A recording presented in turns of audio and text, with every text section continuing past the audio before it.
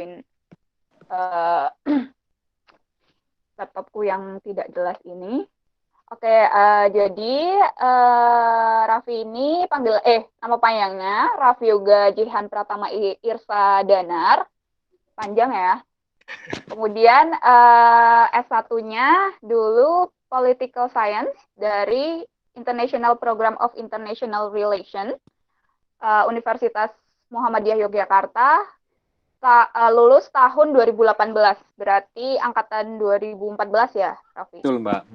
Oke, kemudian setelah lulus, dia juga pernah menjadi research intern di ASEAN Study Center Universitas Gadjah Mada.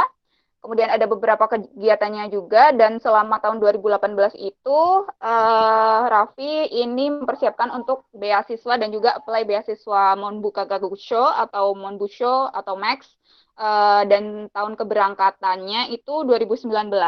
Jadi sekarang Raffi terdaftar sebagai graduate student School of International Cooperation Kobe University di Jepang. Sebenarnya kalau di Jepang itu S2 atau S3 itu kan ada sebelumnya ada non-degree-nya dulu ya. Oh, salah. Oke. Nah, nanti mungkin itu dijelasin lebih lanjut oleh Raffi aja. Kemudian untuk research, Raffi juga sangat passionate untuk research terutama di international relation and security in Asia Pacific. Jadi beberapa risetnya ada yang terkait dengan ASEAN atau Asia Pasifik juga ya. Kemudian untuk publikasi terbarunya itu ada tahun 2018 di Journal of International Studies mengenai Japan Military Export Ban Lift in 2014 under Shinzo Abe Administration. Apa itu nanti mungkin dijelasin sama Raffi ya. Kemudian tahun 2020, tahun ini ya, luar biasa nih, lagi pandemi juga dia ada publikasi. Ada di Indonesian Journal of Peace and Security Studies dengan publikasi berjudul ASEAN Way in Korean Peninsula Peace Building. Kemudian kalau untuk award sama honor-nya udah pasti banyak banget. Bacain sekilas aja ya. Raffi ini pernah mengikuti beberapa debate championship, menang juga ya, alhamdulillah. Kemudian untuk language-nya menguasai bahasa Jepang dan juga Inggris. Nah, untuk organisasi, pengalaman organisasinya tergabung dalam Perhimpunan Pelajar Indonesia Kobe, PPI Kobe, kemudian ada Prasetya Tama Foundation, kemudian ada juga dulu di UMY sebagai UMY Model United Nations Community, dan Student English Activity Universitas Muhammadiyah Yogyakarta. Oke, sekian dulu perkenalan tentang pembicara kita untuk webinar kita kali ini. Untuk selanjutnya bisa dari Raffi, silahkan untuk melanjutkan sharing cerita tentang gimana sih pengalaman apply beasiswa dan juga kuliah di Kobe University. Silahkan. Oke, makasih Mbak Melin dan teman-teman Long Life Project yang sudah ngajak untuk ngobrol-ngobrol. Jadi pertama saya coba share screen dulu ya.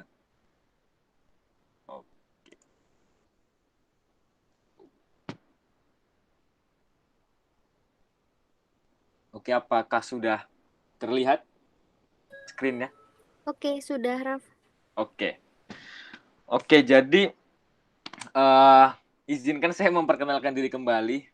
Nama saya Raffi Yoga Jihan Pratama Irsa Danar. Thank you Mbak Melin sudah melafalkannya dengan benar, karena biasanya orang salah tuh, terutama di bagian belakangnya. Ada yang Iskandar, ada yang Irsa Nandar, dan segala macam.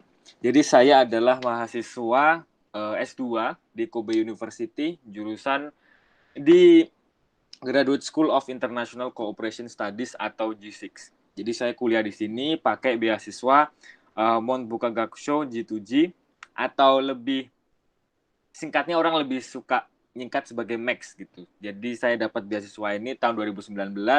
Jadi saya mulai kuliah di Jepang itu April pada tahun tersebut, atau tahun 2019.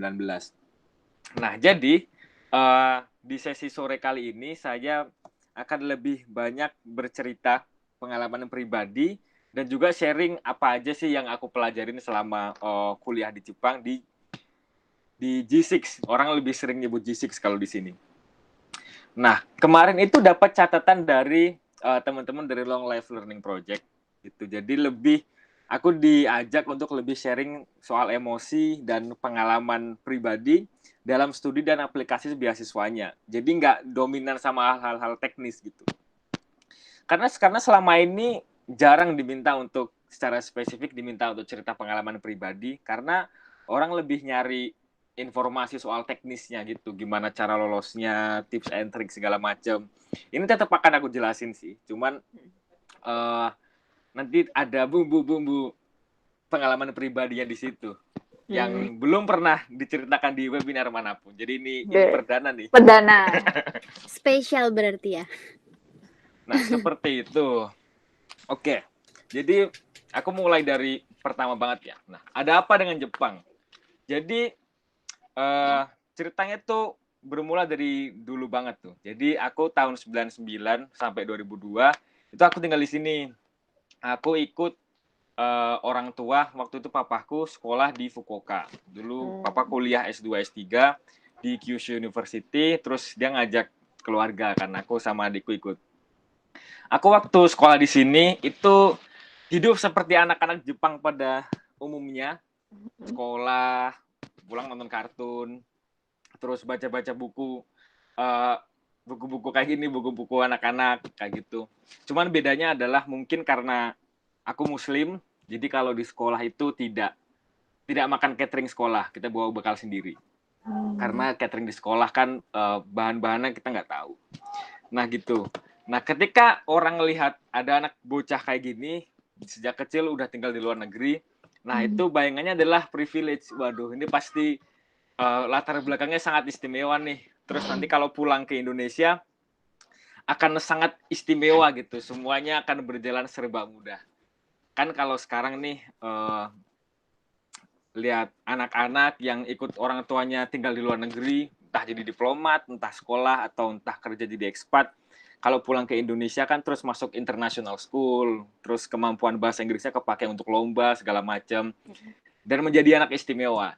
Nah, tapi kasusku nih berbeda, justru bertolak belakang. Justru waktu pulang ke Indonesia, itu tidak bisa alfabet.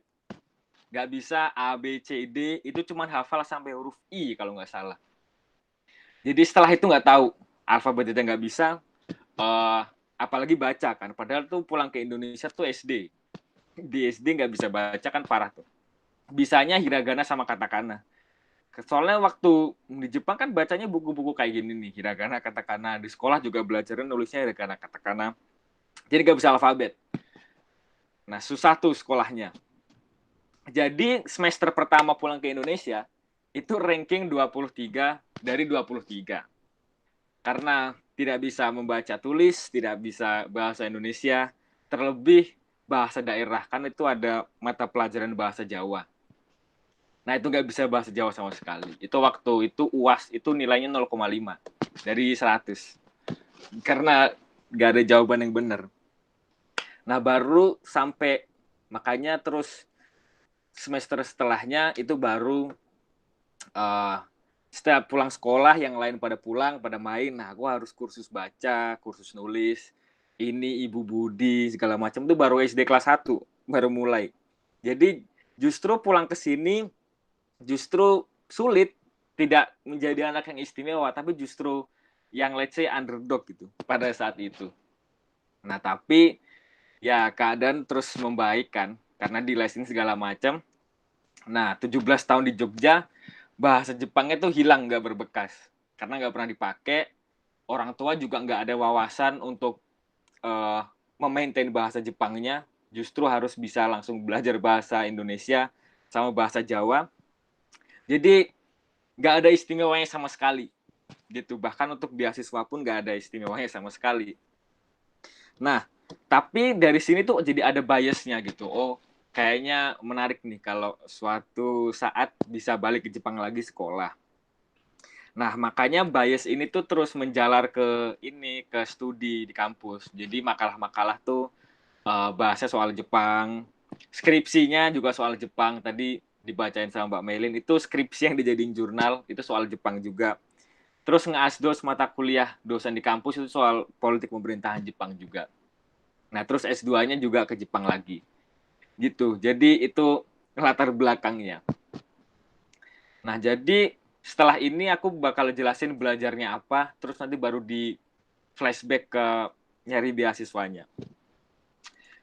Nah, jadi aku kuliah di Kobe University, Graduate School of International Cooperation Studies. Nah, di sini belajar apa sih gitu? Jadi intinya adalah tentang bagaimana membangun kerjasama internasional. Tapi setelah aku masuk ke sini, itu ternyata justru multidimensi karena kalau menurut pengertian orang Jepang, terutama akademisinya, international cooperation ini lebih ke kerjasama mengenai soal pembangunan. Makanya kalau teman-teman tahu, Jepang ini punya namanya JICA, Japan International Cooperation Agency. Ini international cooperation, tapi justru di bagian development, infrastruktur, pendidikan, kesehatan, hukum, dan segala macam. Justru bukan kerjasama internasional yang politik, yang keamanan, itu justru mereka nggak cover. Nah, jadi kerjasama internasional ini pengertiannya sudah cukup melebar. Kalau dulu, ini kan mencakup unsur tradisional di hubungan internasional.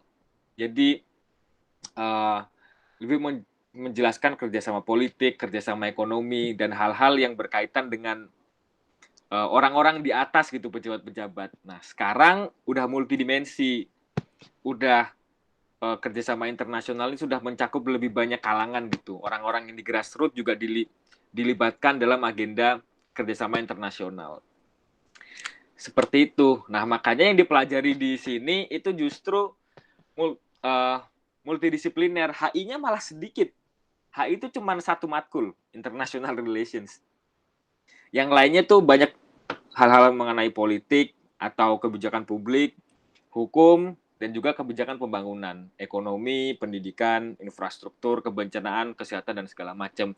Maka dari itu, di sini jadi rame, karena yang kuliah di sini itu bukan cuma alumni-alumni Visipol, justru ada alumni geografi juga ada, alumni ekonomi ada, alumni STIS yang udah jadi PNS di BPS juga ada yang kuliah di sini. Alumni teknik sipil juga ada. Jadi mempelajari soal teknik tapi dalam konteks kebencanaan. Ada juga yang alumni arsitektur masuknya ke sini. Jadi karena disipliner, karena inklusif, jadi di sini bisa jadi rame. Nggak terbatas sama anak-anak Visipol saja. Meskipun juga tetap ada anak-anak HI-nya di sini. Nah, aku tadi ngambil screenshot dari brosurnya.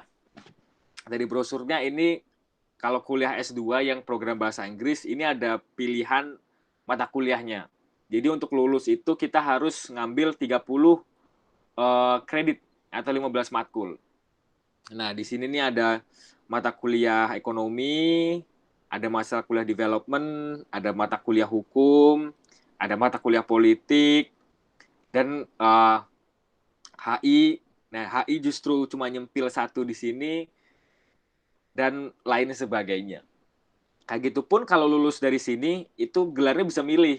Bisa Master of International Studies, bisa Master of Economics, Master of Laws, atau Master of Political Science. Jadi memang di sini multidisipliner. Nah, tapi kalau kita nggak ada basic ekonomi, apakah kita harus ngambil mata kuliah ekonomi? Nah, nggak juga gitu. Karena di sini kan pilihannya banyak gitu. Jadi kita nggak harus ngambil matkul ekonomi kalau emang nggak ngerti. Kalau emang basic kita sospol, ya kita bisa ngambil mata kuliah yang poin-poinnya merah di sini. Meskipun kita juga boleh ngambil mata kuliah ekonomi, asalkan kita bisa ngikutin. Nah, seperti itu. Dan ini semuanya mata kuliahnya diajarkan dengan bahasa Inggris. Dan nanti tesisnya juga pakai bahasa Inggris. Gitu. Jadi untuk teman-teman yang tidak bisa bahasa Jepang, tapi pengen kuliah di Jepang, nggak masalah gitu. Yang penting bahasa Inggrisnya kuat, makanya nanti bisa kuliah di Jepang pakai bahasa Inggris. Nah, kira-kira seperti itu. Nah, kalau studi ilmu sosial di Jepang tuh keunggulannya apa? Kan konon kabarnya gitu, stereotipnya kalau kuliah HI, kuliah sospol itu kan ilmu yang pertama kali berkembang di barat, di Amerika, di UK, atau bahkan di Australia. Nah, terus kenapa harus ke Jepang gitu?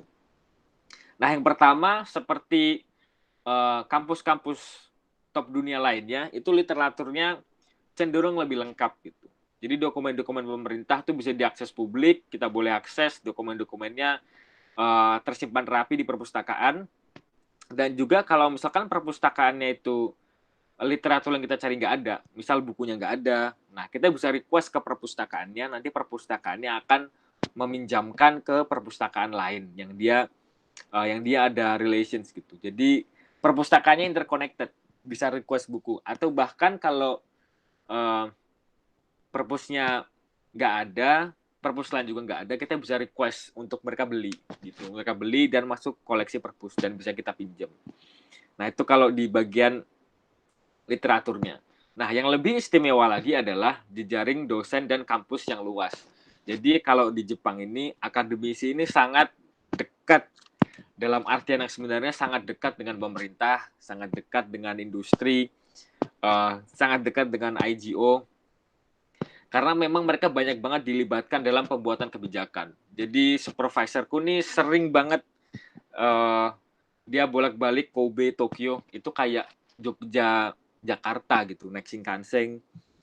Dia diundang ke kantor pusat pemerintahan atau dia diundang ke headquartersnya partai misalkan, atau dia diundang ke TV ngasih statement segala macam. Karena memang suara-suara akademisi sangat dipertimbangkan. Maka dari itu konsekuensinya adalah mereka punya jejaring yang luas. Nah, jadi banyak senior-seniorku di sini yang bisa terus internship di berbagai institusi besar kayak di World Bank atau di ADB, Asian Development Bank, atau di badan-badan PBB, misal di UNICEF, di UNESCO, atau di UNEP, dan segala macamnya, itu bisa disalurkan lewat jejaringnya dosen di sini. Dan juga hal itu juga berdampak kepada akses mahasiswa untuk melaksanakan field work. Jadi kalau mau penelitian kan perlu data dari berbagai institusi yang punya data primer atau wawancara atau dokumen-dokumen dari JICA, dari World Bank. Nah, itu bisa lewat dosen juga. Nanti dosen yang akan menghubungkan. Gitu. Jadi ini akan menghasilkan hasil-hasil penelitian, hasil tesis, dan juga kualitas penelitian yang bisa dibilang kompetitif. Seperti itu. Itulah kenapa teman-teman perlu mempertimbangkan untuk studi ilmu sosial di Jepang. Nah, setelah ini mulai bahas ke pembahasan beasiswanya. Nah, beasiswa ini apa sih gitu? Apa Mon Bukagakusho Scholarship ini beasiswa apa? Jadi Mon Bukagakusho itu artinya adalah adalah nama kementerian. Mon Bukagakusho itu adalah Kemendikbud Ristek Poranya Jepang. Jadi di Jepang itu Kemenristek, Kemendikbud sama Kemenpora itu digabung jadi satu. Disingkat Mon Bukagakusho. Kalau orang zaman dulu nyingkatnya Mon Busho, tapi generasi-generasi sekarang lebih suka nyingkatnya sebagai Max, mungkin lebih gampang. Gitu. Ini adalah beasiswa dari pemerintah Jepang untuk mahasiswa asing. Nah, kalau teman-teman mau info lebih lanjutnya bisa klik di website kedutaan Jepang di Indonesia. Tapi aku coba rangkum sedikit di sini. Jadi ini beasiswanya mencakup banyak jenjang dan juga ada banyak juga skemanya. Yang pertama adalah ini beasiswanya bisa dipakai untuk kuliah undergraduate gitu, bisa untuk D2, D3, S1 dan juga untuk pasca sarjana gitu. Nah, aku kuliah pakai beasiswa yang pasca sarjana gitu. Buat research student, master atau PhD. Atau ada juga yang non degree. Jadi kalau misalkan teman-teman ada yang di sini menjadi guru atau punya kenalan guru yang udah ngajar sekiranya 5 tahun di sebuah sekolah, nah ini bisa ikut pelatihan guru di Jepang 1,5 tahun pakai beasiswa ini. Terus ini ada beasiswa Japanese Studies. Ini beasiswa untuk exchange, khusus mahasiswa sastra Jepang atau pendidikan bahasa Jepang, atau yang berkaitan dengan bahasa Jepang. Jadi nanti bisa kuliah di sini 1 tahun pakai beasiswa ini. Nah, untuk mendapatkan beasiswa ini ada berbagai skema. Ada yang embassy recommendation atau G2G. Nah, ini yang aku apply, dan ada juga yang university recommendation atau U2U. Nah, apa bedanya?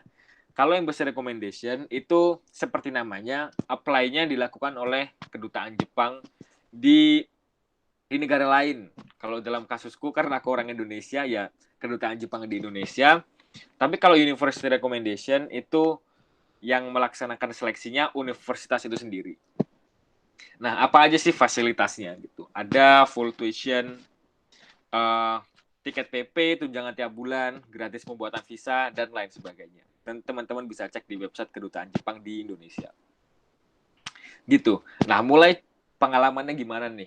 Persiapannya. Oh iya. Sebelum itu, proses seleksinya kayak apa sih gitu kalau di Indonesia? Nah, jadi ada primary screening, ada secondary screening. Gitu. Apa sih bedanya di antara kedua screening ini? Primary screening ini adalah seleksi domestik. Jadi ini seleksi yang dilaksanakan di Indonesia. Jadi kita akan bersaing dengan pelamar-pelamar lain, tapi ya sesama orang Indonesia gitu. Karena seleksinya di Indonesia. Ada 3 tahap. Yang pertama adalah seleksi berkas. Nanti kalau lulus akan ada tes tulis. Nanti kalau lulus tes tulis nanti akan ada wawancara. Baru ketika kita lulus wawancara, itu berkas kita akan direkomendasikan ke Max pusat gitu di Jepang. Nah, nanti di secondary screening ini atau seleksi tingkat global, berkas kita akan dibandingkan gitu dengan berkas dari aplikan negara lain. Beberapa tahun terakhir, orang yang lulus primary screening itu juga lulus secondary screening. Di angkatanku, dari 30 yang lulus primary screening, 30-30-nya berangkat. Di tahun setelahnya, tahun 2020, kalau nggak salah sih, yang dapat sekitar 30 juga, dan yang keterima secondary screening juga 30. Gitu. Jadi, kalau udah lulus primary screening, konon kabarnya, itu kalau kita nggak aneh-aneh, gitu, kita nggak melakukan kecurangan, berkas kita juga nggak ada yang dipalsukan, atau kita nggak punya double citizenship, atau kita nggak mengundurkan diri, besar kemungkinan lolos secondary screening juga. Nah, jadi sebelum aku cerita gitu, aku akan meng-highlight dulu nih outline-nya. Aku pertama akan cerita pengalaman lolos setiap tahapnya gimana cara mempersiapkannya. Nah, tapi sebelum itu aku perlu disclaimer dulu bahwa semua informasi yang aku kasih ini adalah pengalaman pribadi waktu apply tahun 2018. Jadi ini bukan informasi resmi. Kalau misalkan teman-teman ada yang punya pertanyaan mengenai regulasi, kalau kayak gini boleh nggak, kalau kayak gitu boleh nggak gitu. Nah, itu bisa ditanyakan langsung ke Kedubes Jepang di Indonesia. Silakan di email. Kalau dalam pengalamanku dulu, mereka teramat sangat fast response dan sangat informatif. Jadi jangan ragu untuk kontak mereka. Nah, ini foto tanggal 25 Maret tahun 2019.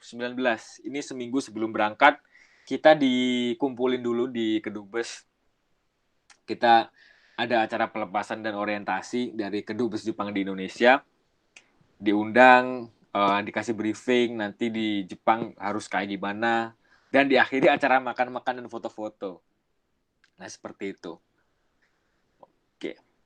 Nah, jadi meskipun aku apply-nya tahun 2018, tapi persiapannya sudah dari 30 Januari 2016. Nah, kenapa bisa seperti itu? Nah, ini ada background ceritanya. Jadi yang pertama adalah yang harus dipersiapkan adalah persiapan mental. Jadi persiapan mental yang pertama adalah supaya kita harus tidak minder. Jangan sampai kita minder untuk berani bersaing. Nah, apakah dulu saya minder? Oh, tentu saja. Karena ada banyak hal gitu. Karena meskipun secara akademik aku tidak mengalami bisalah survive di kampus gitu. Nilainya IPK-nya nggak jelek-jelek banget. Cuman kan ketika kita membicarakan seleksi beasiswa, kan ini kompetisinya ke seluruh Indonesia nih. Jadi kita nggak cuma bersaing sama teman-teman sebelah kita di kelas doang, tapi kita harus bersaing dengan mahasiswa di universitas lain yang mungkin secara ranking universitas itu lebih tinggi, reputasinya juga lebih tinggi reputasinya. Sedangkan aku sebagai mahasiswa, waktu itu mahasiswa UMY, itu aku tidak bilang bahwa UMY itu universitas yang second class atau gimana ya.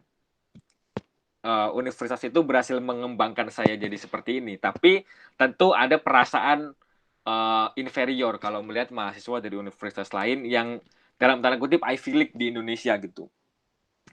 Nah, tentu pernah merasa minder, sedangkan saya harus bersaing sama mahasiswa-mahasiswa dari universitas Ivy League atau bahkan luar negeri. Nah, gimana cara mengatasi minder itu? Nah, sampai akhirnya aku nonton film judulnya The Mechanic. Filmnya The Mechanic itu yang main Jason Statham tuh, tahun 2011 filmnya. Nah, jadi di film itu ada salah satu tokoh itu yang punya pistol. Pistolnya itu tulisannya pepatah Latin, Amat Victoria Curam. Nah, aku nggak tahu tuh gimana cara melafalkannya. Cuman artinya adalah dalam bahasa Inggris adalah victory loves preparation. Jadi kemenangan adalah milik dia yang siap. Nah, ini prinsip yang aku bawa sejak awal gitu. Jadi meskipun kalau kita memang merasa nggak pintar, atau misal kita merasa tidak kaya, atau kita merasa tidak kuat, atau sumber daya kita terbatas, jadi ya kita harus persiapannya yang harus luar biasa untuk bisa menang, karena kemenangan adalah milik ia yang siap, bukan semerta-merta milik ia yang pintar, bukan semerta-merta milik ia yang kaya atau dia yang kuat, tapi dia yang siap yang akan menang. Maka dari itu persiapanku harus outstanding, aku harus lebih siap daripada aplikan yang lain, meskipun mereka dari universitas yang secara angka itu rankingnya lebih tinggi daripada kampusku dulu. Nah, itulah mengapa aku mulai mempersiapkan 2 tahun sebelum 2 tahun sebelum melamar. Aku melamarnya 2018, 2016 udah mulai nyiapin. Nah, ini nyiapinnya waktu semester 3 naik semester 4. Itu masih bocah banget lah. Tapi sudah apa ya? Jadi karena dulu papaku alumni Max juga, jadi aku udah tahu beasiswa Max itu seperti apa. Jadi aku bisa terpapar exposure lebih awal soal beasiswa ini. Seperti itu. Nah, yang kedua adalah kita harus mempersiapkan mental supaya nggak manja. Dalam artian kita harus proaktif gitu. Kita harus proaktif, kita yang harus jemput bola terhadap opportunity dan informasi. Karena tidak dapat dipungkiri banyak di antara segelintir dari kita yang lebih suka disuap gitu. Masih orang-orang yang masih punya pertanyaan, Kak, persyaratannya apa aja ya gitu. Atau ada juga orang yang masih nanya gimana sih caranya mengakses website kedutaan Jepang gitu. Ada linknya nggak, Kak, gitu. Nah, ini kan aku tidak menghakimi orang tersebut gimana-gimana ya, tapi tentu itu kan kalau misalkan kita udah punya internet, tentulah itu hal-hal yang bisa didapatkan di surveys gitu. Nah, itu yang kedua. Kita nggak boleh minder, kita nggak boleh manja. Nah, yang kedua adalah persiapan informasi. Ini yang paling penting, tapi orang banyak banget nyekip di bagian ini. Karena kalau kita punya informasi, nanti tuh kita akan menggelinding sendiri. Nanti akan ada domino efeknya. Kita harus ngapain tuh kita tahu, tapi pertama harus punya informasi dulu. Nah, makanya informasinya harus lengkap. Nah, gimana dulu aku mengumpulkan informasi? Pertama adalah baca di website resmi. Ini paling basic, persyaratannya apa, eligibility-nya seperti apa, step-step seleksinya seperti apa. Nah, ini udah aku baca di website resminya. Yang kedua adalah kalau misalkan ada yang belum jelas, itu tanya ke panitia penyelenggaranya. Kalau ada yang masih abu-abu, itu silahkan langsung tanya ke penyelenggaranya untuk dapat jawaban resmi. Yang ketiga adalah block walking atau kontak PPI di negara itu. Nah, kadang ada berbagai macam informasi yang kita tidak bisa dapatkan dari panitia penyelenggara dan juga di website resminya. Misal, pengalaman pengalaman lolosnya seperti apa, gimana persiapannya, dan juga perkembangan studi bidang kita di negara itu kan informasi yang embassy tidak punya dan tidak bisa berikan gitu. Kita harus jemput bola sendiri, kita harus kontak PPI-nya, kita tanya, minta kontak anak Indo di jurusan tertentu biar kita bisa ngobrol gitu. Dulu ini waktu aku semester berapa ya? Jadi sekitar semester 5 itu aku dulu ngirim email ke PPI di Jepang. Jadi PPI paling utara tuh dari Hokkaido yang paling ujung utara sampai ujung selatan itu semuanya aku email. Baik dari PPI yang pusat atau PPI kota-kotanya aku emailin semua. Aku minta kontak anak HI di kota tersebut. Nah, dapat beberapa yang bisa ditanya-tanya, kan dapat tuh informasi-informasi yang bisa kita gunakan nanti untuk melamar beasiswa. Yang terakhir, ya ikut seminar offline kalau ada yang offline dulu. Nah, kalau sekarang banyak webinar, banyaklah ikut webinar. Seperti webinar seperti ini gitu. Karena kan nanti bisa dapat kesempatan tanya ke pembicaranya atau mungkin bisa dapat insight dari pertanyaan peserta lain yang mungkin kita perlukan tapi kita belum tahu hal itu. Itu yang kedua, persiapan informasi. Yang ketiga adalah persiapan bahasa. Ini adalah persiapan yang memakan waktu paling panjang karena yang namanya membangun skill bahasa itu sama dengan membangun skill main musik, skill olahraga, dan itu nggak bisa, kalau dalam pengalamanku pribadi itu nggak bisa kayak dalam waktu singkat, sebulan 2 bulan tuh nggak kejar bahasa. Nah, jadi aku waktu pertama kali lulus SMA itu ikut tes TOEFL, itu TOEFL-nya 426. Itu untuk lulus dari HIUMY aja nggak bisa. Minimal tuh 450 untuk daftar sidang. Jadi itu sama sekali insufficient kalau untuk daftar sekolah di luar negeri. Baru 4 tahun kemudian itu kemampuan bahasa Inggrisnya meningkat sampai bisa memenuhi standar untuk daftar beasiswa. Jadi untuk daftar beasiswa Max ini TOEFL ITP minimal 570. Nah, jadi untuk naikin dari 426 sampai 570 sekian itu perlu waktu sekitar 4 tahun. Jadi dulu kuliahnya kebetulan pakai bahasa Inggris, nugasnya pakai bahasa Inggris, presentasi pakai bahasa Inggris, skripsi pakai bahasa Inggris, sidang pakai bahasa Inggris. Terus juga ikut kegiatan di luar kelas yang melibatkan banyak bahasa Inggris kayak tadi model United Nations, ada juga ikut UKM bahasa Inggris dan juga debat bahasa Inggris. Jadi itu perlu bertahun-tahun untuk mempersiapkan bahasanya. Bisa bahasa Inggris atau bisa bahasa Jepang, kalau teman-teman ada yang kuliah bahasa Jepang atau sastra Jepang, itu juga tidak masalah. Justru bagus kalau bisa dua-duanya. Yang keempat adalah IPK. Karena untuk daftar beasiswa Max itu minimal IPK-nya 3,2. Jadi untuk mendapatkan IPK final kan perlu kuliah 8 semester, 7-8 semester. Nah, itu harus dijaga supaya konsisten, supaya IPK-nya bisa paling tidak ada di atas batas minimal lah, supaya aman. Kan kita konteksnya bersaing dengan ribuan IPK lain gitu. Jadi supaya posisi kita aman, ya kita harus usahakan konsisten IPK-nya di atas itu. Yang kelima adalah relasi dengan dosen atau senior gitu. Ini penting karena tentu surat rekomendasi sebagai mahasiswa harus datang dari dosen yang kenal kita secara personal, profesional, dan juga secara akademis. Karena surat rekomendasinya itu kalau teman-teman lihat itu modelnya kayak kuesioner. Jadi ada berbagai pertanyaan yang menjelaskan kedekatan dosen dengan kita dan juga performa kita di dalam sudut pandang dosen tersebut. Jadi harus baik-baik tuh. Hubungannya silaturahmi harus baik.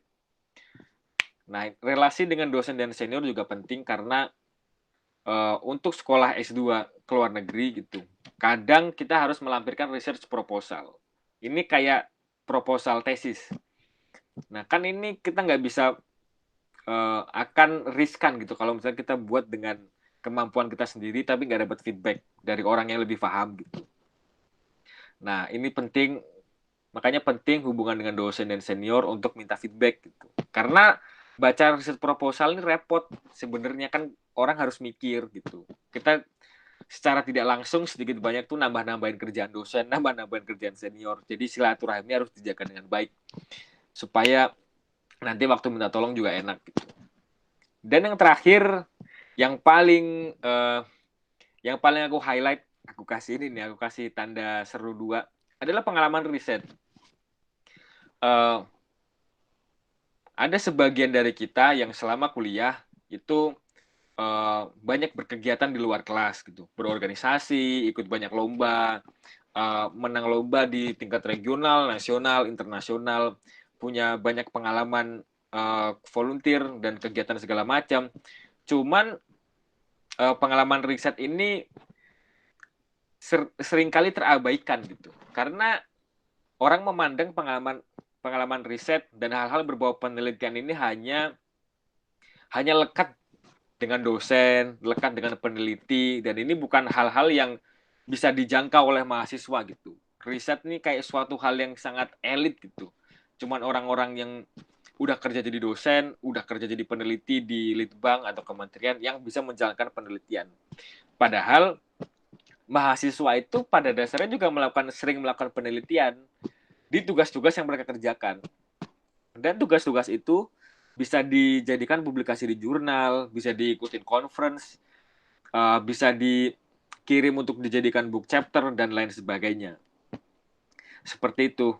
Nah, pengalaman riset selama S1 ini penting untuk mendapatkan jejaring dengan calon supervisor di Jepang gitu.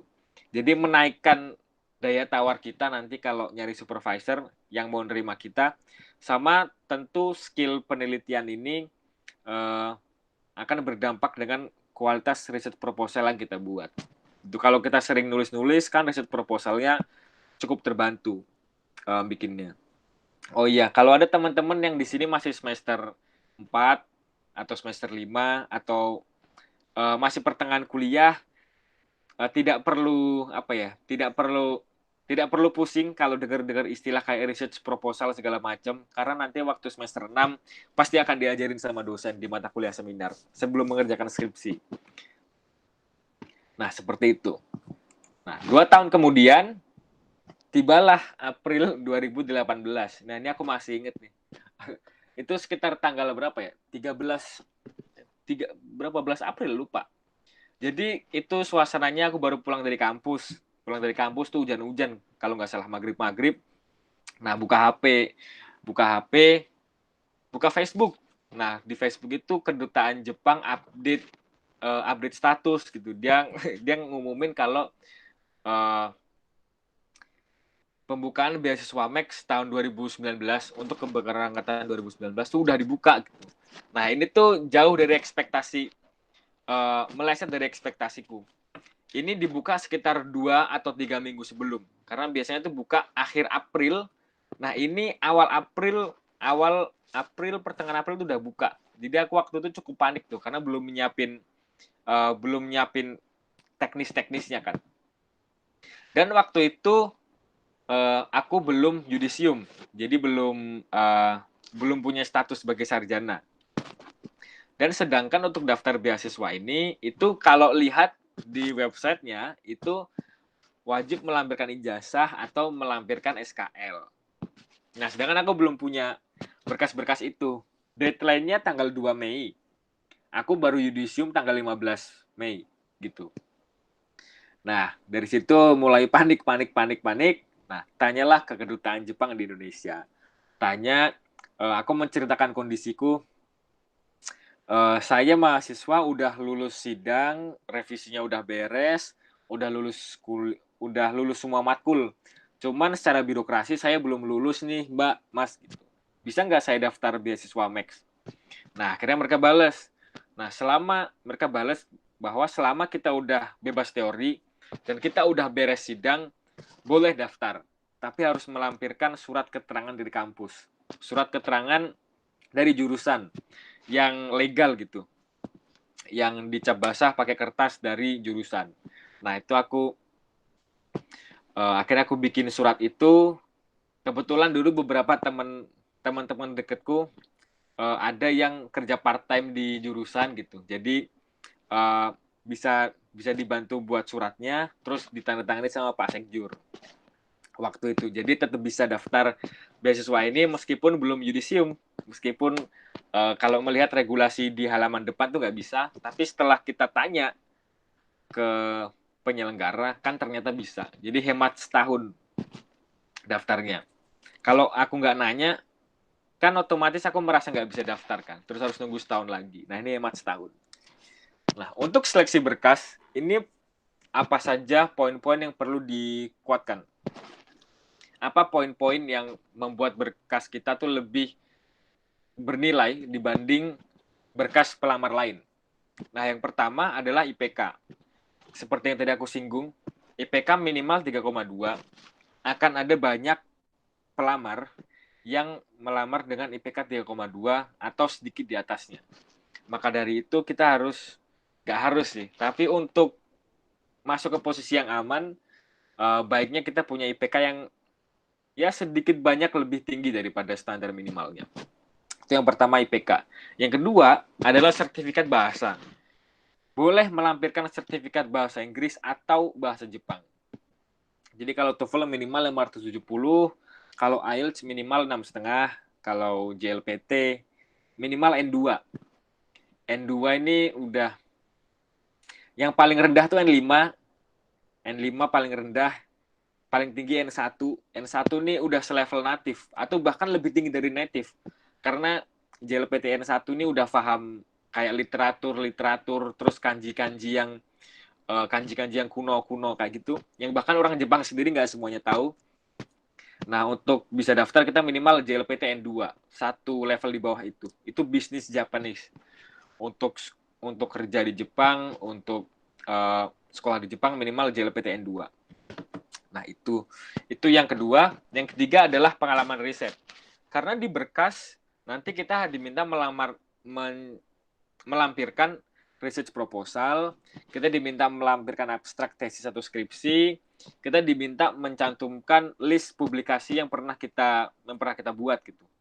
Apa kita pernah ikut conference, atau kita pernah nulis di jurnal, kita pernah nulis di book chapter, atau kita pernah nulis di media. Nah, mereka akan tanya.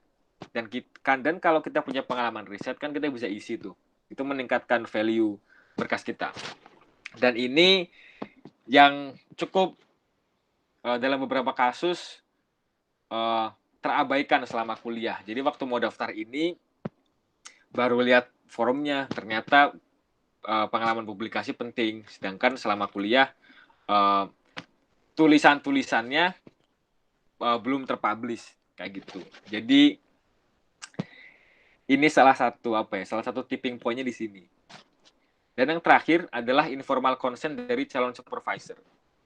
Nah, jadi ini tidak tertulis di dalam peraturan gitu. Dalam peraturan mereka bilang, enggak kok, nggak wajib kalian dapat persetujuan dari calon supervisor yang mau menerima kalian. Cuman kalau kita punya ini akan menjadi nilai tambah. Karena kita udah punya link di Jepang. Sorry. Nah, kita udah punya link di Jepang, jadi penelitian kita tuh sudah ada yang mau membimbing gitu untuk menerima. Nah, kayak gitu. Nah, jadi setelah ngirim berkas, pengumumannya tuh aku masih ingat tanggal 31 Mei 2018. Itu pengumumannya tuh sore-sore di kampus tuh waktu puasa-puasa. Jadi waktu itu di kampus, kalau dulu di kampus ada satu ruangan namanya study hall. Study hall itu kayak sebuah ruangan kayak lounge, kayak gitu, di mana mahasiswa boleh nugas, boleh ngapa-ngapain di situ. Nah, aku tuh sejak pagi itu udah refresh tuh website kedutaan Jepang di Indonesia. Dari siang aku refresh, sore aku refresh. Tapi pengumumannya nggak muncul-muncul di website kedutaan. Sampai akhirnya tuh sekitar jam 4 kalau nggak salah. Jam 4 itu aku udah mau pulang, mau dicek di rumah, aku refresh sekali lagi. Nah, itu terus muncul tuh pengumumannya, pengumuman tes tulis. Nah, langsung aku klik. Nah, ada tuh muncul PDF-nya, ada nomor pesertaku di situ. Nah, itu diundang untuk tes tulis. Waktu itu aku milih tesnya di Jakarta. Itu tanggal 7 Juni. Jadi dari berkas ke tes tulis itu cuma seminggu jaraknya. Jadi baiknya waktu pertama kali ngirim berkas atau dari jauh-jauh hari itu udah harus belajar bahasa Inggris. Belajar bahasa Inggris duluan. Gambling aja. Regardless nanti bakal dipanggil tes tulis atau enggak, yang penting belajar dulu. Gitu. Nah, di tes tulisnya itu ada dua mata ujian. Pertama adalah bahasa Jepang, yang kedua adalah bahasa Inggris. Nah, gimana kalau nggak bisa bahasa Jepang? Nah, di dalam regulasinya, nilai yang akan dipakai itu nilai yang lebih tinggi. Satu nilai yang lebih tinggi. Jadi kalau misalnya bahasa Inggrisnya 90, bahasa Jepangnya 0, yang dipakai nilai bahasa Inggrisnya. Gitu. Jadi bisa memfokuskan kemampuan di salah satu bahasa saja. Meskipun di tahunku dulu itu aku diminta mengkosongkan gitu di bagian bahasa Jepang. Tulis nama, nomor peserta, nationality, terus udah dikosongin aja bahasa Jepangnya. Tapi di tahun kemarin itu kita diminta untuk tetap mengisi. Jadi meskipun ngasal, yang penting keisi gitu. Tapi yang jelas kalau teman-teman gak bisa bahasa Jepang, bisa difokusin ke bahasa Inggrisnya. Pengalaman tahun kemarin dan tahun kemarinnya lagi, itu bahasa Inggris ada 50 soal. Waktunya cuma 60 menit. Jadi satu soal tuh sekitar 1 menit lebih dikit. Itu alokasi waktunya. Materinya grammar sama reading di situ 50 soal. Kalau nggak salah itu 40 soal grammar. Berapa ya dulu? Jadi sekitar 30 soal tuh murni grammar. Nanti 10 soal, 20 soal tuh nanti ada readingnya gitu. Nah, tips-tipsnya adalah latihan soal tahun lalu dengan batas waktu 1 jam per paket. Jadi untuk mengukur kecepatan kita dalam mengerjakan soal, download soal tahun lalu, dicoba dikerjain. Nah, selain untuk mengukur waktu, kita juga bisa mulai mendeteksi bab-bab mana yang kita butuh waktu banyak atau sulit dan mana yang mudah. Jadi kita bisa mengalokasikan mau ngerjain bab yang mana dulu sebelum nanti yang sulit. Nah, selain soal tahun lalu, ini materi-materinya di pengalamanku mirip materi TOEFL ITP. Jadi terutama di bagian structure sama reading. Nah, jadi kalau teman-teman mau ngulang teori lagi, baiknya ngulang materi TOEFL ITP. Kalau pengalamanku dulu gitu. Tes tulis itu puasa-puasa, ngasih puasa sampai awal Juli itu ada pengumuman. Kalau misal lulus ke tahap wawancara. Nah, wawancaranya ke kedutaan lagi, tanggal 18 Juli 2018. Nah, gimana cara mempersiapkan wawancara? Jadi tahap wawancara ini adalah tahap yang ini pressure-nya paling besar. Meskipun ini paling singkat ya. Mungkin sekitar 20-25 menit, tapi ini pressure-nya paling besar, paling unpredictable, sangat-sangat tidak bisa diduga gitu. Nggak ada soal-soal interview tahun lalu, itu kita tidak bisa akses. Kita nggak tahu pewawancaranya siapa, kita nggak tahu isi pikiran pewawancaranya seperti apa. Makanya kita harus benar-benar siap mental untuk menghadapi wawancara ini. Nah, gimana cara mempersiapkannya dulu? Kalau di pengalamanku, yang pertama adalah membaca ulang dan kuasai research proposal. Karena setiap pewawancaranya waktu itu ada 3. Satu orang Jepang dari Max, yang kedua tuh orang Indonesia yang punya kepakaran sama dengan kita. Dan di pengalamanku dulu dua-duanya alumni Max juga. Alumni Max tahun 90-an. Nah, setiap dari beliau itu akan bawa 1 kopi. Jadi mereka bisa benar-benar baca tuh. Mereka bisa bolak-balik. Mereka bisa pertanyakan isi proposalnya. Makanya perlu benar-benar dikuasai dari kata pertama sampai kata terakhir. Harus benar-benar paham. Karena mereka pasti akan mempertanyakan isinya. Kayak seminar proposal waktu skripsi. Nah, yang kedua adalah membuat prediction sheet. Karena selain riset, kita akan ditanya hal-hal lain. Nah, beberapa hal yang dulu aku buat adalah, pertama, motivasi melanjutkan studi ke Jepang itu apa. Mereka pengen tahu alasan kita memilih Jepang itu apa, kenapa gak ke negara lain gitu. Yang kedua adalah kesiapan riset dan korespondensi dengan sensei atau profesor yang akan membimbing kita. Ini jujur aku masih ingat pertanyaan pertama setelah diminta memperkenalkan diri adalah ini. Pewawancara tanya, sejauh mana Anda sudah berkorespondensi dengan sensei? Gitu. Sudah sejauh mana diskusi Anda dengan calon supervisor Anda? Nah, itu kalau kita udah punya supervisor di awal, bukan punya ya, maksudnya kita udah punya informal consent dari supervisor, udah kita udah janjian sama calon supervisor di Jepang, beliau udah baca proposal kita, beliau udah setuju, kan kita jawabnya enak gitu. Kita bisa jawab, ini saya udah dapat supervisor, saya udah diskusi, beliau udah setuju segala macam. Kan ini poin kuat. Beda kalau misalnya kita nggak punya. Kalau kita belum ada supervisor, kan susah jawabnya nih. Bisa grogi, bisa langsung jadi minder, jatuh mental. Nah, makanya baiknya dari jauh-jauh hari tuh udah approach profesor di Jepang. Dan yang terakhir adalah rencana setelah lulus dan kontribusi bagi Indonesia serta hubungan kedua negara. Karena mereka ngasih beasiswa kan ada visi misinya gitu, nggak semerta-merta dikasih kayak hadiah kan enggak. Mereka tuh ini bagian dari diplomasi, meningkatkan hubungan kedua negara dan juga untuk membangun Indonesia. Nah, mereka akan tanya kontribusi kita apa nanti. Nah, poin pertama dan kedua ini adalah poin substansial yang tetap perlu dikemas secara menarik gitu. Yang berkaitan dengan nomor 3. Makanya kita harus tetap latihan di depan cermin.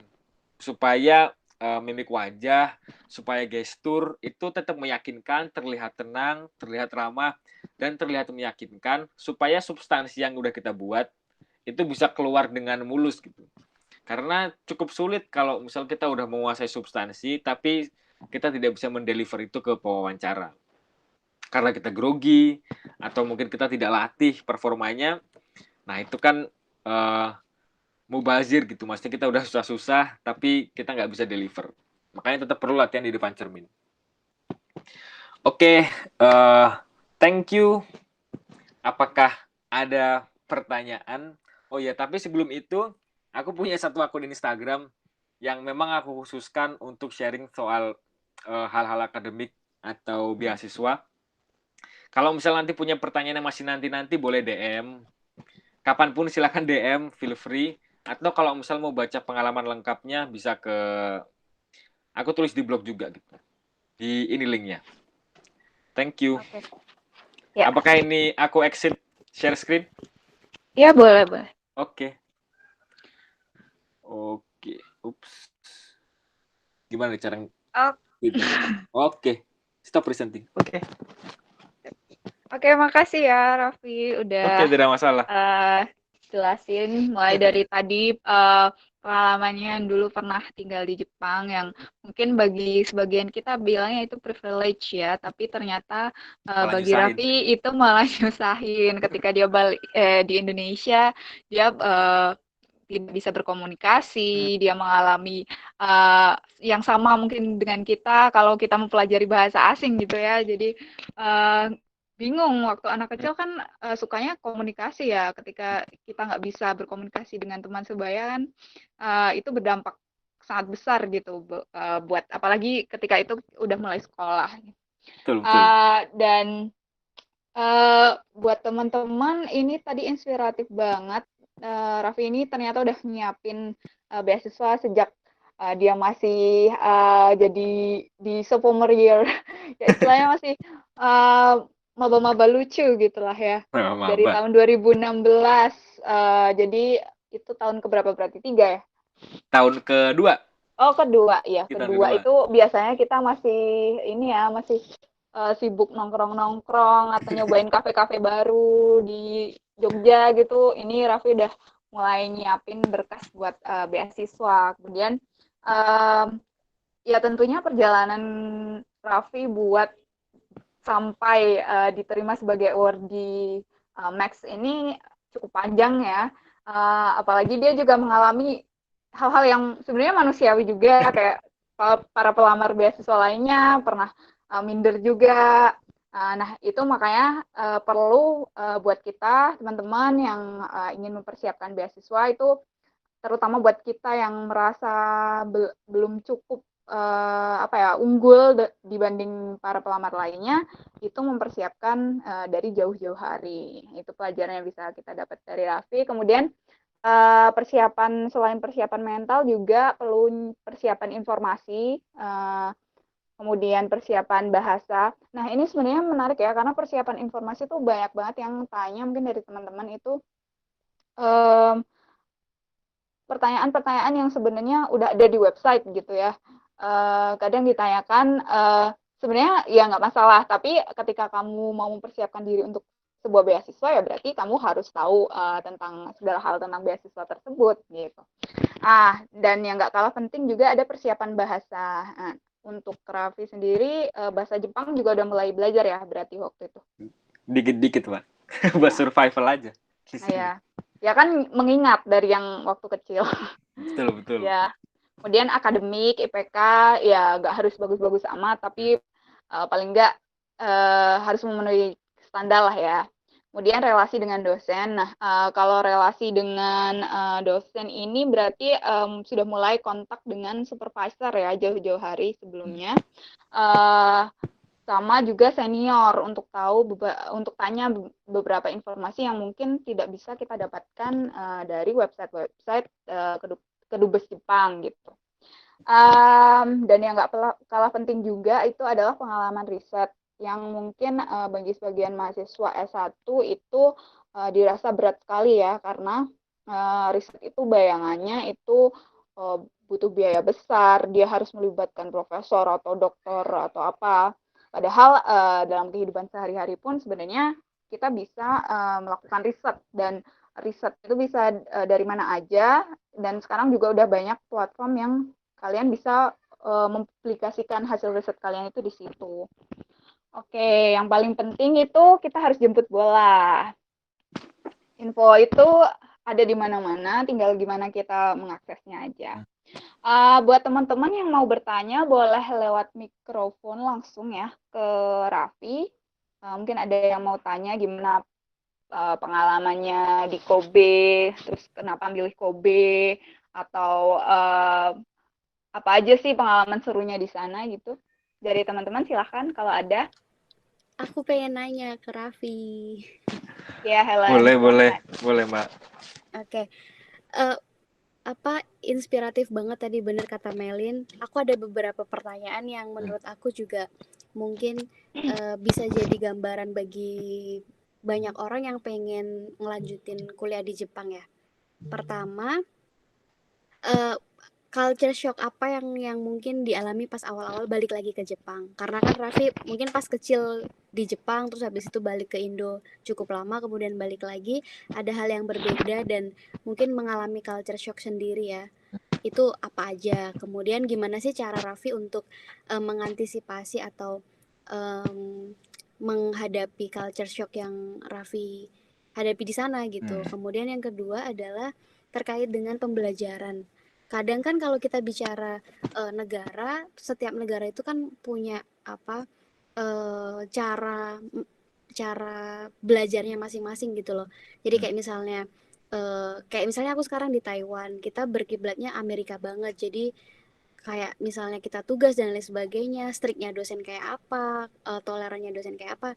Nah mungkin karena kita sama-sama social science, jadi kalau di Jepang itu lebih seperti apa pembelajarannya?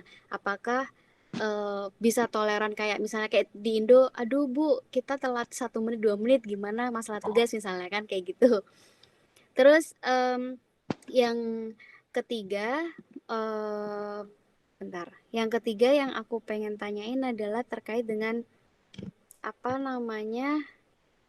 selama Raffi di Jepang, selain culture shock ya, apa sih yang membuat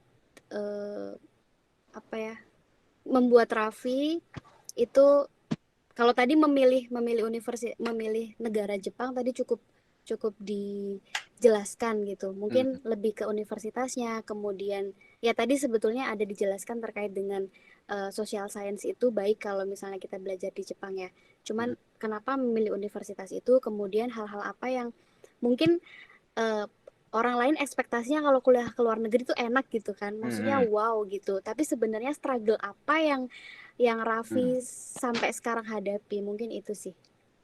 Terima kasih. Oke, oke, makasih Mbak Ellen pertanyaannya ya. Jadi ada 3 pertanyaan nih. Yang pertama itu culture shock. Apa aja sih culture shocknya gitu? Waktu aku pertama datang ke sini, sebenarnya bukan culture shock ya, tapi karena di sini tuh serba serba teratur. Mungkin kalau orang di luar tuh melihat serba teratur tuh suatu hal yang mengagumkan gitu. Memang itu suatu hal positif. Cuman kalau kan keteraturan itu kan adalah konsekuensi dari banyaknya peraturan kan, banyak regulasi ABCD, buang sampah, naik kereta segala macam, itu kan serba Betul. teratur, tapi kita harus paham peraturannya juga. Nah itu yang aku perlu cukup waktu tuh untuk menyesuaikan itu. Pertama itu menyesuaikan terhadap keteraturan itu aneh banget malah aneh karena di Indonesia mungkin orang-orang lebih fleksibel, di sini serba teratur jadi mungkin agak shock, tapi itu hal yang positif. Kalau udah lama tinggal di sini justru menikmati itu karena semuanya udah serba termanage dan lain sebagainya. Terus culture shock apalagi ya? Pertama bahasa itu karena orang di Jepang tidak bisa bahasa Inggris secara kultur, jadi kita harus bisa bahasa Jepang. Nah, sebenarnya nggak masalah kalau di kampus kan banyak orang yang bisa bahasa Inggris. Cuman kalau di luar kampus, terutama kalau makan kan kita uh, kalau saya kan Muslim, jadi ada beberapa restriction, ada beberapa bahan-bahan yang kita nggak boleh makan. Nah itu kita harus effort baca komposisinya. Nah itu solusinya ya pakai Google Translate yang di scan, yang di foto. Jadi itu udah nggak masalah sebenarnya. Itu culture shocknya. Kalau secara kultur nggak masalah sih, karena selama kita bisa comply sama peraturan orang di sini itu nggak akan ada masalah. Pun secara kehidupan beragama di Kobe ada masjid Kobe, itu masjid pertama di Jepang, sampai sekarang masih berdiri, jadi ya cukup nggak ada masalah dari sisi kehidupan yang lain. Kemudian dari pembelajarannya gitu, kenapa milih apa struggle-nya kuliah di sini, terus kenapa terus milih di sini juga gitu.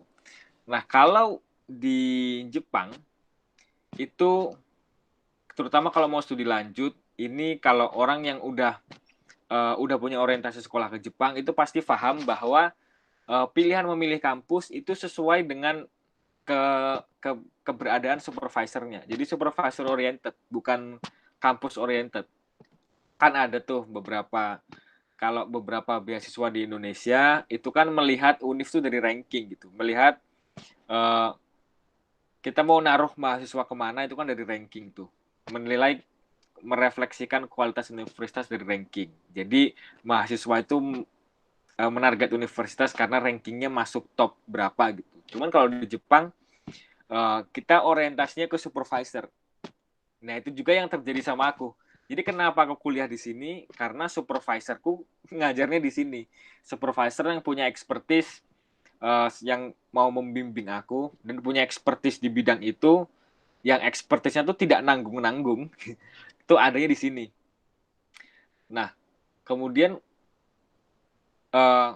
struggle-nya adalah kalau kuliah di sini itu, terutama kalau kuliah pasca sarjana ya, itu kalau kuliah pertama dari segi tugas seperti negara-negara lain standarnya pasti cukup tinggi. Kalau di Jepang itu nilai A itu bukan nilai yang tertinggi, bukan nilai yang maksimum. At least di kampusku ya.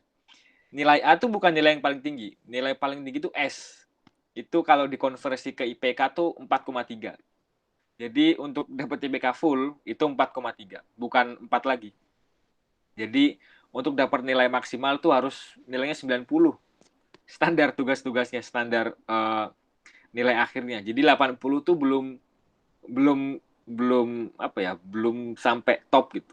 Jadi standarnya memang tinggi. Selain itu adalah ini yang struggle tapi baik. Jadi di Jepang ini ada kultur namanya kultur zemi atau seminar. Seminar kalau diadopsi ke bahasa Jepang itu namanya zemi. Nah, apakah apa apa itu zemi? Zemi adalah kelas bimbingan. Jadi kalau di Jepang itu yang namanya, at least di kampusku ya, kalau di social science mungkin secara general juga kayak gitu. Kelas bimbingan itu utamanya adalah sebuah kelas. Jadi bukan kayak kita face to face sama dosen. Face to face sama dosen tuh tambahannya doang. Kita ngatur janjian. Tapi setiap minggu itu ada satu kelas namanya kelas seminar yang biasanya diisi oleh supervisor kita sendiri.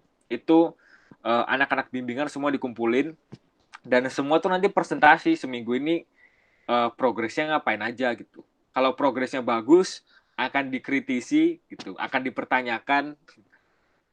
Terus kalau misal kita tidak ada progres juga akan dipertanyakan kenapa tidak ada progres, Anda ada masalah apa, kayak gitu. Jadi setiap minggu tuh harus sering-sering buat progres gitu. Jadi kegiatannya lebih banyak di penelitian. Seperti itu. Itu struggle-nya tapi bagus. Jadi penelitian kita dalam tanda kutip cukup terurus. Jadi setiap minggu selalu dipantau perkembangannya. Nah, kira-kira gitu sih, Mbak Helen. Apakah ada yang belum kujawab? Gimana, Helen? Iya, udah semua. Keren. Berarti udah ini ya, Gimana, Mbak? udah tesis dari semester awal kan ya? Iya, dari pertama masuk udah itu. Udah tesis udah mulai dibahas. Meskipun belum dikerjain, tapi udah mulai direncanakan gitu. Meskipun belum ditulis. Thank you, Raffi.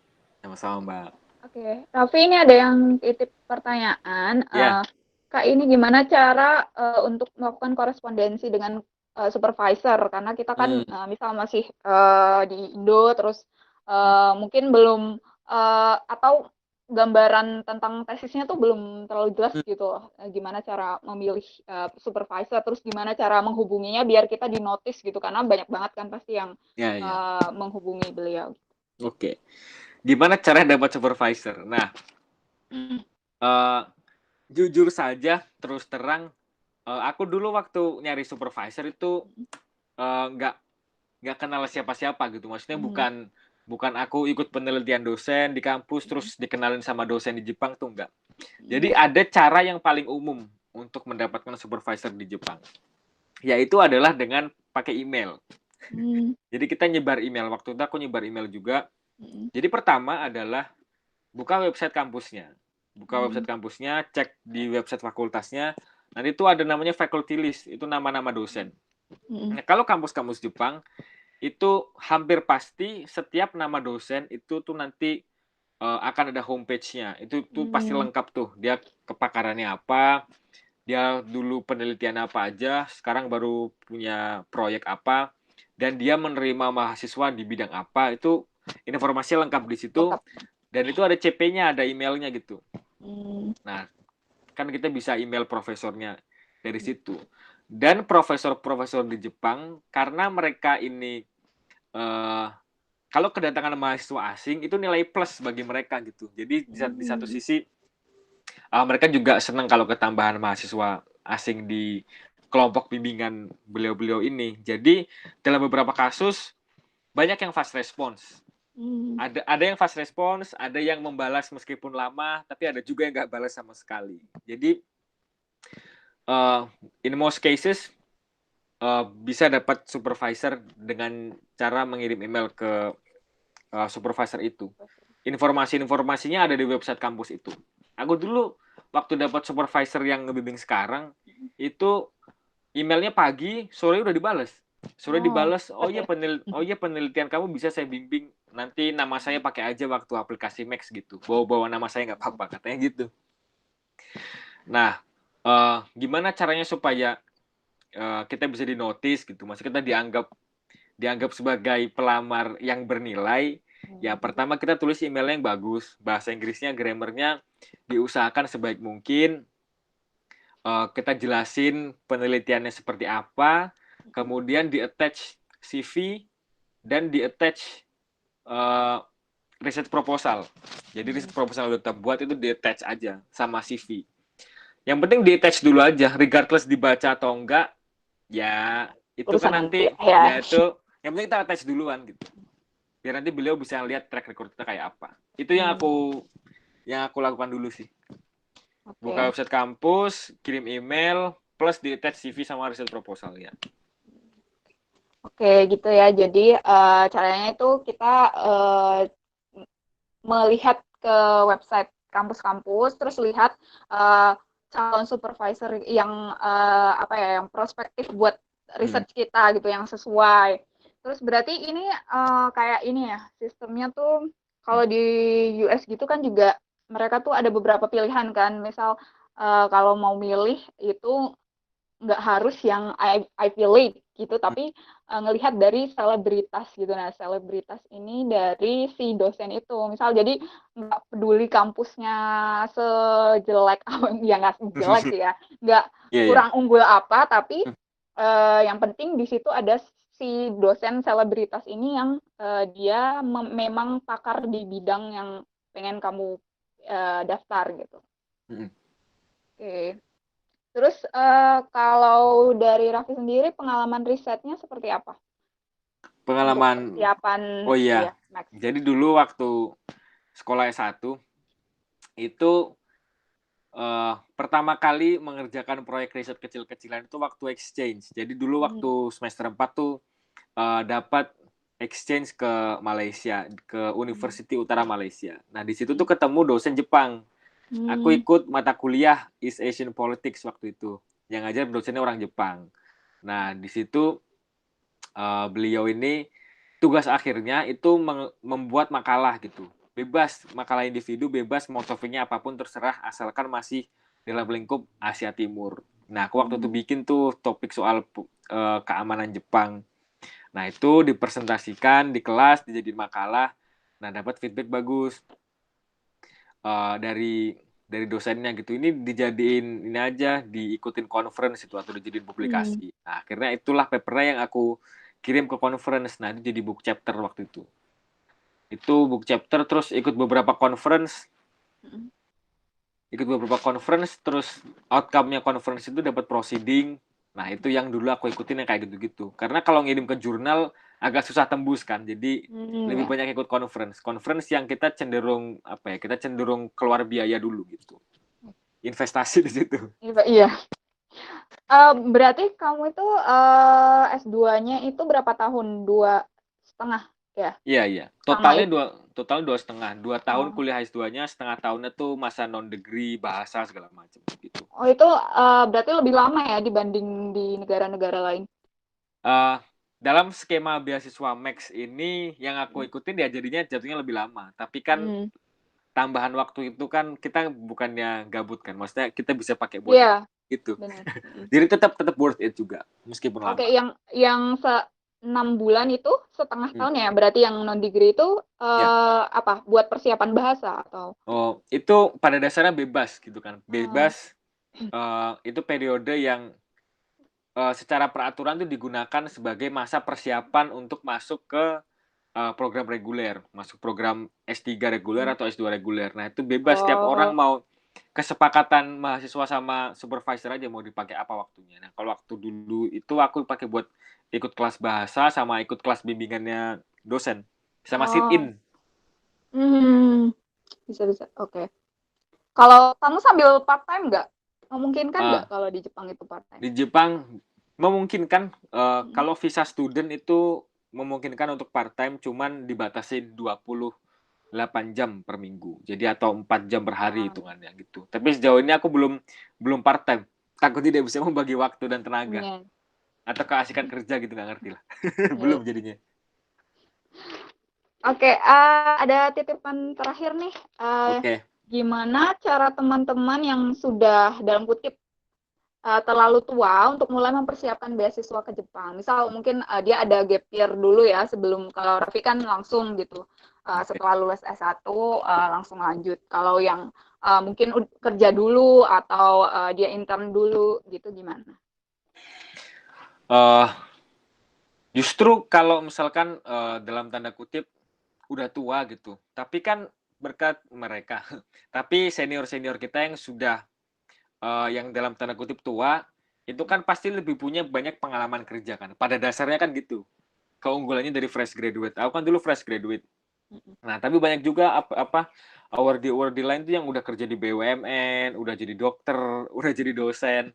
Nah, itu justru uh, punya punya keunggulan gitu dalam rencana setelah lulus. Karena kan mereka udah terikat dengan institusi tertentu, udah ngajar di universitas atau udah jadi Ya. PNS atau udah punya jejaring di industri tertentu. Kan lebih enak nanti ngejelasinnya ke pewawancara. Habis lulus saya mau ngelanjutin industri ini, saya mau balik jadi PNS atau balik ngajar jadi dosen. Nah, itu keunggulan yang tidak dimiliki oleh fresh graduate. Kayak gitu. Jadi tetap ada keunggulannya, tetap bisa disiapkan sebagaimana orang menyiapkan beasiswa, plus ada keunggulan pengalaman kerja yang relevan dengan risetnya. Atau bisa dikaitkan dengan risetnya, gitu. Ya, itu teman-teman. Jadi itu bisa juga menjadi keunggulan ya buat teman-teman yang udah kerja gitu atau udah banyak pengalaman volunteer atau intern gitu untuk mendaftar beasiswa ini karena itu bakal menjadi nilai plus juga buat buat para penyeleksi beasiswa. Kemudian yang terakhir nih, apakah ada perbedaan prospek kerja atau perbedaan mendasar antara research student dengan seminar student? Oke. Sebenarnya ini ya, kayaknya nggak ada istilahnya seminar student gitu. Maksudnya seminar tuh nama kegiatan aja gitu. Ya, Jadi Zemi itu nama kegiatan aja. Jadi kalau mahasiswa research student itu pada dasarnya itu mahasiswa non degree gitu. Kalau misal kita mau ke Jepang jadi research student saja, itu nggak apa-apa. Jadi ngabisin masa research student di Jepang, penelitian sama dosen, terus pulang ke Indonesia juga nggak apa-apa. Cuman kan sayang gitu. Cuman penelitian tapi kita nggak dapat gelar. Nah, baiknya kebanyakan 90 sekian persen kayaknya ya, itu setelah research student terus di-extend ke master degree atau PhD. Jadi kalau Max ini dia ada kesempatan untuk mengextend beasiswanya selama itu ke jenjang yang lebih tinggi. Jadi bukan kita telat lulus terus di-extend tuh nggak kayak gitu. Jadi selama kita naik dari research student ke S2 atau S2 ke S3 itu ada regulasi yang mengatur kita bisa extend. Makanya ada tuh senior-senior yang dari sini dari S1. Lulus SMA, sekolah bahasa setahun di sini, terus S1 4 tahun, S2 2 tahun, S3 3 tahun. Jadi 10 tahun, 10 tahun di sini. Wow. Pakai beasiswa Max. Ada yang kayak gitu. Orang-orang zaman dulu. Terus ya, lumayan Gitu. itu. Ya, jadi seperti itu. Jadi kalau mau dapat gelar ya extend ke regular student. Oke, kayaknya udah nggak ada yang mau tanya lagi sih ya. Mungkin nanti kalau mau tanya-tanya lebih lanjut bisa menghubungi Raffi lewat apa? Instagramnya Email? aja rafyoga.com. Oh ya, Instagram sama microblognya ya, Iya, microblog boleh. Instagramnya Boleh. itu. Di situ Silakan. banyak info-info tentang tips beasiswa sama pengalaman kuliah di Jepang. Nanti kita kirimkan file bersama dengan file ini materinya juga ya, Raffi. Boleh kita share ya? Oke. Boleh. Oke, terima kasih teman-teman. Ini sebenarnya udah harusnya selesai dari tadi ya, cuman karena banyak pertanyaan, banyak yang antusias, kita jadi extend banyak waktu, tapi nggak apa-apa. Semoga tambahan waktu ini bisa semakin memantapkan teman-teman yang lagi mempersiapkan diri buat beasiswa, meskipun lagi di tengah pandemi seperti ini, semangat terus untuk mempersiapkan beasiswanya. Kalau nggak tahun ini ya tahun depan, ya yang penting kita seperti yang Raffi lakukan ya, persiapan itu jauh-jauh hari, jangan mepet karena progres itu nggak datang dalam waktu yang cepat.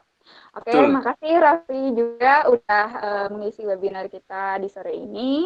Siap. Buat teman-teman nanti sertifikat akan dikirimkan ke email yang di mana kalian mendaftar. Terus juga materi akan kita upload di G Drive. Oke, makasih teman-teman. Sekian webinar Long Life kali ini. Wassalamualaikum warahmatullahi wabarakatuh. Waalaikumsalam Terima kasih banyak Raffi.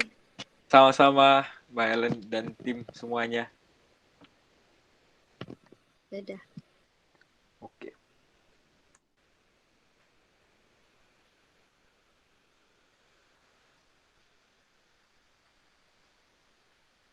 Halo Zan. Mel.